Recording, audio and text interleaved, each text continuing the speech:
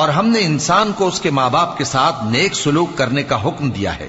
اے مخاطب، اگر تیرے ماں باپ تجھے مجبور کریں کہ تو میرے ساتھ کسی کو شریک بنائے جس کی حقیقت کی تجھے واقفیت نہیں، تو ان کا کہا نہ مانیو۔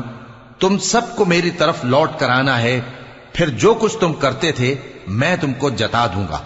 اور جو لوگ ایمان لائے اور نیک عمل کرتے رہے ان کو ہم نیک لوگوں میں داخل کریں گے۔ اور بعض لوگ ایسے ہیں جو کہتے ہیں کہ ہم اللہ پر ایمان لائے، پھر جب ان کو اللہ کے رستے میں کوئی ایذا پہنچتی ہے تو لوگوں کے ایذا پہنچانے کو یوں سمجھتے ہیں جیسے اللہ کا عذاب۔